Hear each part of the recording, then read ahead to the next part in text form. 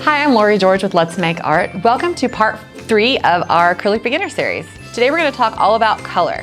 You may recognize this. This is a color wheel that we have in our shop. And as you can see, it goes through the spectrum of colors from using our primaries, yellow, blue, and red, and all of the colors in between. So we'll talk about that a little bit today. We're also going to, I can talk about supplies. So I've got Let's Make Art paper here with the rough textured side up. We're going to be creating a basic color wheel. And I also am using a 1/2-inch flat wash, classic wash brush. I have a pencil. Here's our wash basin here. You can have paper towels. I like shop towels. A straight edge ruler of some sort. Something round to trace to make our color wheel. Here's a nice bowl.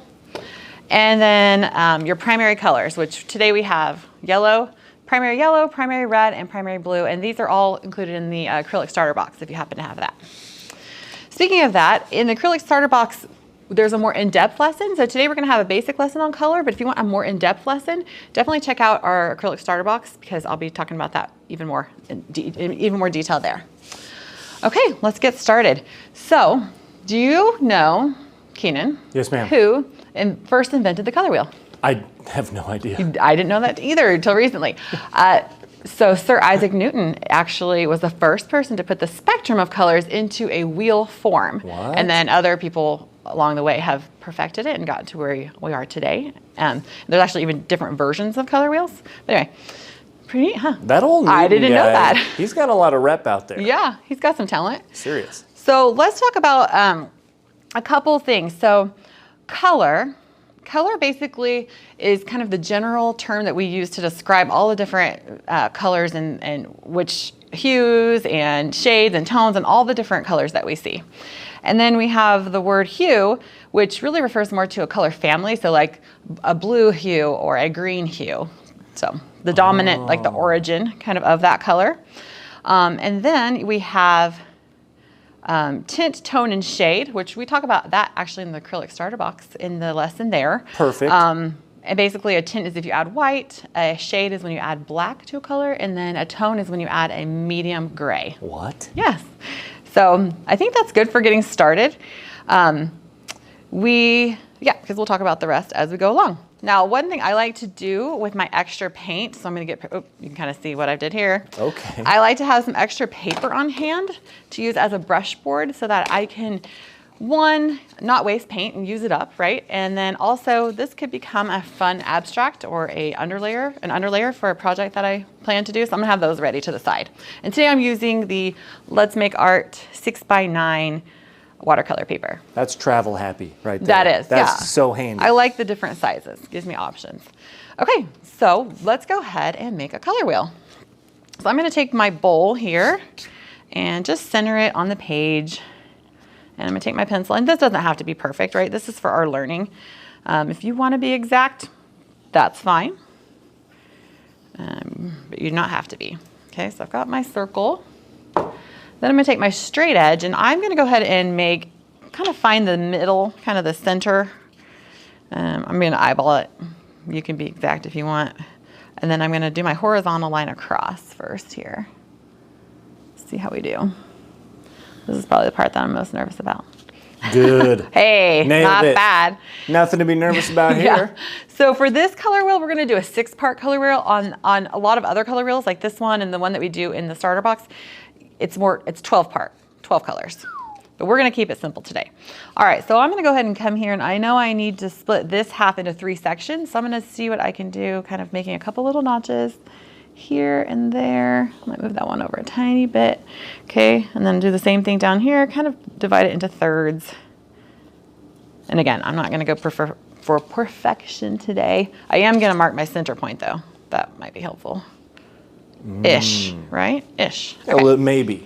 Maybe. Yeah. I have an idea. Oh, you do? I do. Yes. What if, because we're working on rectangle paper, Yes. what if you find center using the dimensions of the paper and then do the circle?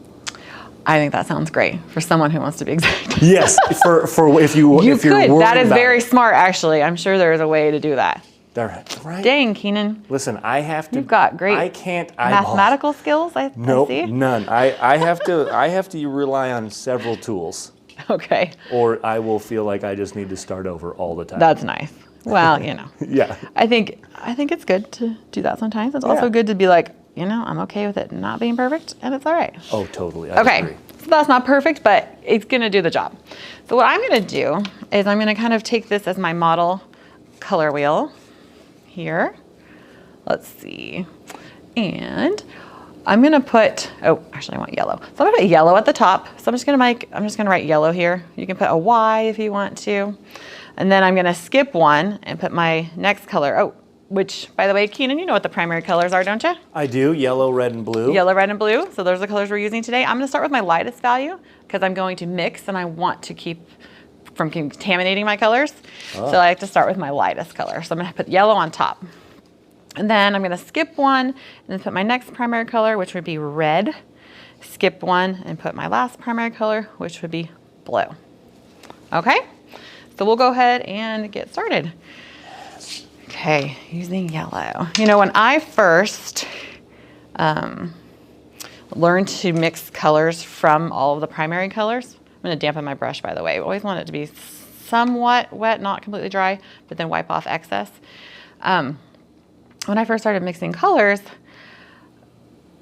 I went to a class that a lady was offering, and she taught us some of the basic skills, and she said, hey, here's 3 primary colors, see what colors you can mix. And I thought, okay, I can do this, right? Yeah. Because you know, in elementary school, you probably learned, you know, the primary and the secondary colors. Which secondary colors, you know what those are, Keenan?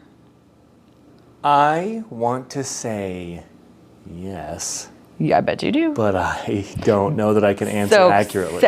Secondary colors are the colors that you get when you mix primary colors together. So like yellow and red would make. Okay, orange. Orange, yes. Yep, got it. Okay, and then we have green and purple, or violet is kind of the official word, I guess. Those are secondary colors. Those are secondary colors. See, I would have got there. You would have gotten there, yes, 100%. So, so I knew I could do, you know, primary and secondary colors and probably even get into the tertiary colors, which tertiary colors are the colors you get when you mix a primary with a secondary. So if I mixed yellow with a green, which is the secondary color, I would get yellow, green. Oh, yeah. Okay. So those are your tertiary colors. Anyway, but the class was really neat because I made all the kind of the normal regular colors, primary, secondary, tertiary, but then she said, okay, what about browns and grays and blacks? And I thought, okay.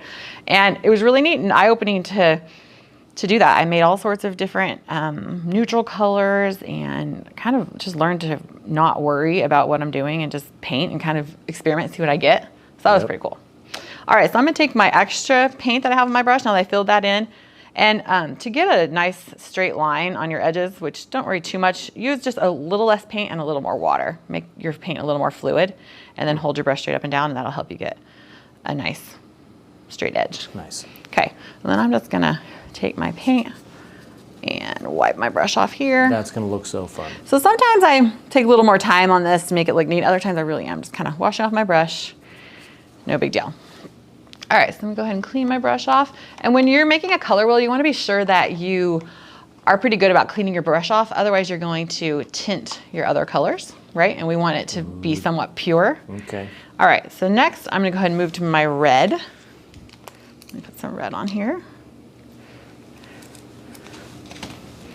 So for the red, right here, I'm gonna fill in this triangle, this wedge here, with pure red. That's a pretty color, isn't it? You have a favorite color, Keenan? It's a deep color. Actually, I feel like I've heard the secondary color, orange. Yes. When it's a sunset orange, oh, good night. I just love it so much. I'm a big fan of drone photography and videos. Yeah. And every sunset I get a chance, I take my drone up and I get sunset video, and it is just, I just love those colors. Ooh, I do like that too. So you like kind of a warm orange? Yes. Nice. Because, you know, warmth, comforting. Also, it's the end of the day. Oh, I'm with you. Time to relax a little, you know, for me. Yeah, yeah. No, I think that's awesome. I do love looking at the sunset. I feel like I can never quite capture it though. Like when I'm taking a picture, I'm like, I just can't capture the beauty of it, the atmosphere of it, you know? Can you do that with a drone better or not necessarily? It's a little, I think the perspective changes it to being a little bit better because you're up there. But no, it's not, it's because there's always like the light shining through a cloud and you want to try and capture that. And it's never what you can see with your eyes. Right. Isn't that interesting? It is. I try real hard, but. I'm sure you do. Julie. All right, so I'm gonna go ahead and keep my warm colors on this sheet here. And then when I get to some cool colors, I think I'll put them on a different page. Do you know what happens when you mix warm and cool colors together a lot of the times? Yes. What? What happens? It gets muddy. It gets muddy. And muddy is a term that artists use often, and that basically just means desaturated, dull, or brown, neutral. Sometimes mud is good, but often I hear it as something we don't want to do. So if it's intentional, great. If you're getting muddy, you don't want mud, it's probably because you're mixing warm and cool colors together. So my advice is to kind of let something dry first before you add a cool color, say on top of a warm color. Okay, we've got our yellow and our reds. Now we're gonna do our blue. It's funny, I know what happens when you mix, well, how to get muddy. I don't remember, the name right now for some reason, but I can't mix a brown. You can't mix a brown. I struggle so hard mixing a brown. I think that's something that we can work on. Yeah, it's a skill I need to develop. Well, a good way to start, and we'll talk about that too, is mixing opposite colors. So your opposite colors are opposite on the color wheel here. So yellow would be opposite to violet or purple. You can start with those, and that would make a pretty much make a brown. Okay. Or red and green. So starting with some of those complementary colors would get you a brown. And basically what it really is mixing all three colors together in different amounts to kind of get the brown that you want. Because if I'm mixing yellow with violet, I'm really mixing, since violet is red and blue, I'm mixing my yellow with a little bit of red and a little bit of blue. So it's all the primary colors. And that's also how you would get a black, is a little bit of, but it's varying amounts. Sometimes you want something a little cooler, so you might use a little more blue. Sometimes you might want a warmer neutral or warmer brown, and you would use a little more yellow, or even red. Yeah. Because you might be going for a tree bark. Tree bark? Versus dirt. And those are different colors of brown. Especially depending on what kind of tree and where you live. Yeah. I lived in Oklahoma for a while growing up, and we had red dirt. Red dirt? Red, yeah, because it's rich in red clay-like soil. That would be fun. Yeah, I remember when we first took my husband there, he pointed out the red dirt, and I thought, I had never even thought about that. That's just where I grew up, and I didn't even think about it. Yeah, so yeah, depending on, what you're trying to achieve, you can play and figure that out.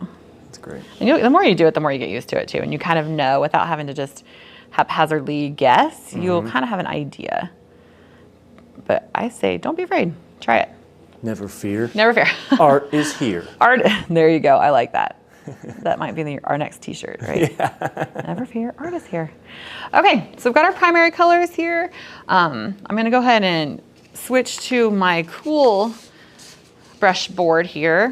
Brush board, I just call that, I call where I put my extra paint my brush board. It's not a technical term by any means. So looking at our color wheel again, so we have put my brush down. We have yellow at the top, and then we have, going this way, we have our warmer colors, okay? And then on this side of the color wheel, we would have our cooler colors. And that's really just referring to the temperature of a color. So that's a good guide to go, here's the warm and here's the cool, but often I find that the temperature of a color really depends on what color it's next to.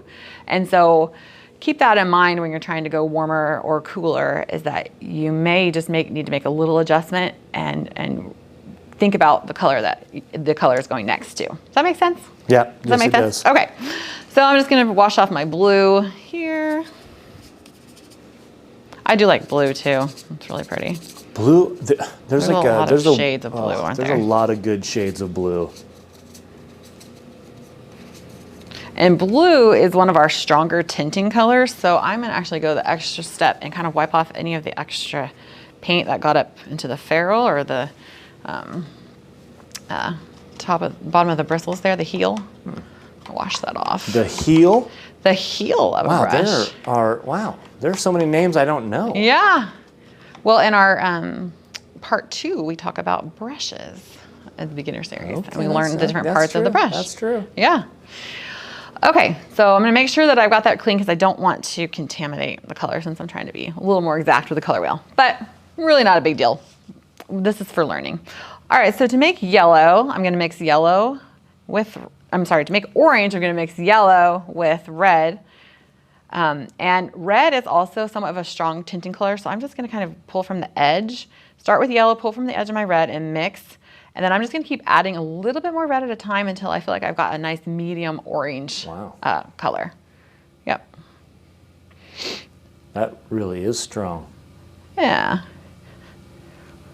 Okay, so that's looking pretty good. When you're getting into doing your tertiary colors, it's even more like where you have to pay attention to kind of the middle distance of the color. Like, where's my middle color there? Okay, that's pretty good. Does that look pretty good? That looks great. Okay. And one thing to keep in mind too with acrylics is that they do dry a tiny bit darker than what I'm seeing with it being wet. So knowing that, I'm gonna add a tiny bit more yellow. That's a good tip. Okay, yes. So I'm just gonna brush that on. That's a pretty good medium color. If I were to mix equal parts of yellow and red, I would get more of a red-orange, since red is kind of has a stronger tinting power. Again, to get the edges, I'm going to stand my brush up tall like this and kind of pull the paint back and then dip it in and making sure that it's nice and fluid too. Okay, and that'll help me get the edges, especially since I'm going in between 2 different colors.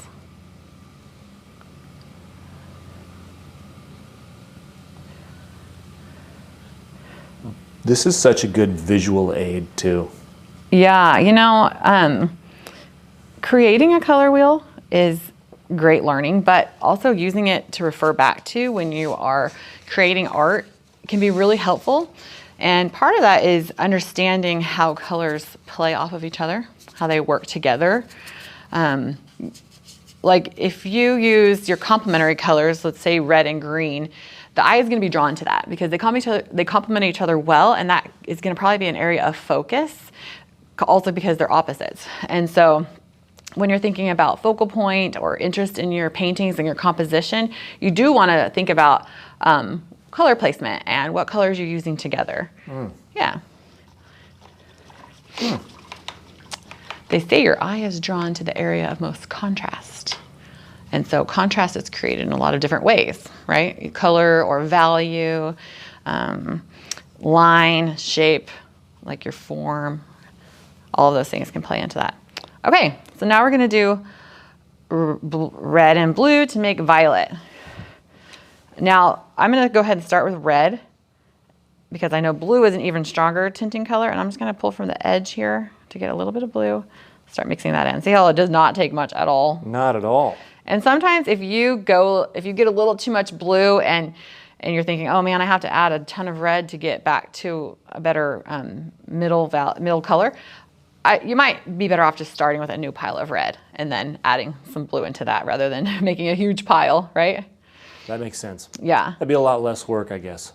Yeah. And then you might have, a nice little deep maroon color as a backup. There you go. Yes. Okay, so I'm gonna go ahead and start painting my violet color. Now, as you can see, it's probably looking kind of brown on your page or on the camera. And so don't worry, because that's just, now if I add some water here, can you see that on the camera? Yeah. So that you can see that is like a nice violet color. Yeah, that looks great. But when it's concentrated, it kind of looks brown. And one thing to think about is that your color wheel is going to look different depending on what primary colors you start with. So we're starting with kind of a primary set here, but like these are all sort of warm colors. Actually, no, the red's kind of a neutral in between, or even slightly cool. because if I mix white with that, I get a nice cool purple color, cool pinkish purpley color. Okay. Anyway, but yeah, so if I were mixing a violet using, say, an ultramarine, which is a warmer blue, I would get a different color for my purple, a different hue. It would look a little more like maybe like what comes in your marker set, your Crayola set or whatever. Interesting, huh? That is. What I like to do at home actually is I have a sketchbook, and I will just make a bunch of color wheels with varying my primaries, and then make different swatches and see what colors I can mix, and then I keep a record of that. So when I'm going back to think about, okay, what color palette do I want to use for a painting, I have that reference, and I can say, oh, I love the different greens these colors make together, or I love the purples, violets that they make. So that can help inform your decisions. I love that plan. Yes. I was gonna ask you if you label them. I do. That's good. I do. That's super useful. I haven't always, and then I've regretted it because I go back, oh, what was that color? You know, you think you're gonna remember, and then you don't. So it's okay. It's okay. It's like me with some tasks. Like, I won't forget. Right. No problem. Oh, I know. And then right? I forget. There's just only so much we can store. Recall, I guess. Okay, so you can also, if you don't have a brush off board, you can just brush it on your paper towel, or in my case, a shop towel, kind of get the excess paint off. We want to minimize the amount of paint that we're washing off in our wash bin. One, to keep our water cleaner for longer, and two, it's just better overall for our environment to not put too much acrylic down the drain. We'll talk about that more actually in part 6 of our beginner series. Oh, hello. Yes, look forward to that. Okay, last but not least, we have green, and I'm gonna go ahead and start with a fresh pile of yellow. Where should I mix where you can see it well? Would that work there? Yeah, that's good. Okay, so I'm gonna start with my yellow there.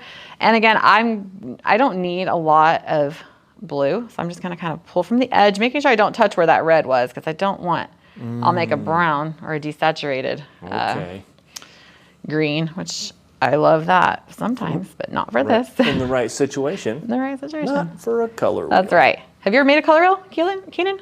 What's that? Have you ever made a color wheel? No, I have not. You have not? No. Well. But looking at it, it's very satisfying.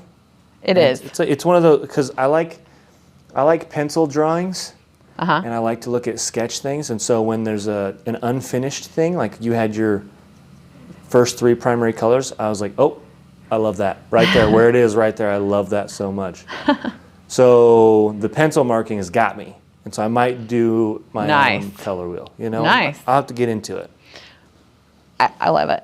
One thing I do at home is I don't take the time to, I'll use it, make a circle with like whatever I have handy, like maybe it's masking tape or something, and then I just kind of divide it into my thirds, knowing where my primaries go. And then I just kind of paint swatches on there without having lines too. Like when I'm going fast, that might not be as appealing to you if you like the lines. But if you're like me, you just kind of want to go fast and like just keep moving and testing out your colors. Yeah, like, don't want to feel be free. held back. Yeah. Well, and you know, the more that you can do that, the more comfortable you're going to be when you go to mix your own colors. And I've learned a lot.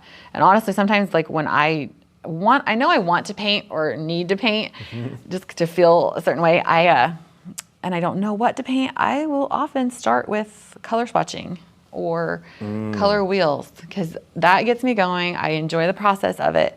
Love to look at the pretty colors. And then hopefully something will inspire me.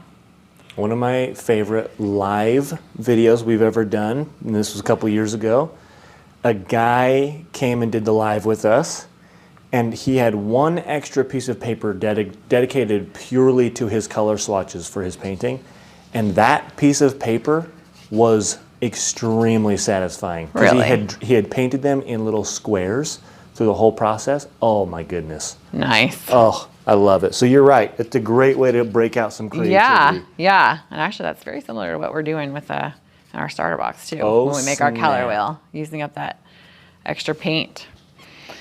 Okay, so here we have our basic 6-part color wheel, and we can learn, what we can know from this is you know, complementary colors are the ones that are opposite to each other on the color wheel.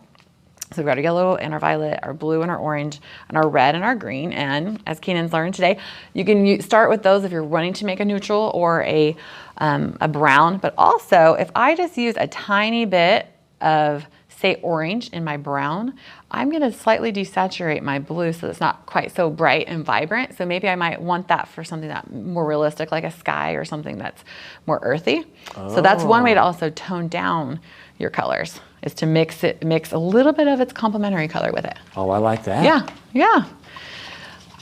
Okay, so if you get the starter box, you're gonna also get one of these little buttons that says, I mix my own colors. But if you do this, feel proud of yourself. You're learning to mix your own colors. Go a little bit farther, see how many colors you can mix. See if you can mix grays and blacks and browns. Challenge yourself to do that. And for more acrylic, to learn more acrylic skills, check out the rest of our Acrylic Beginner Series at letsmakeart.com.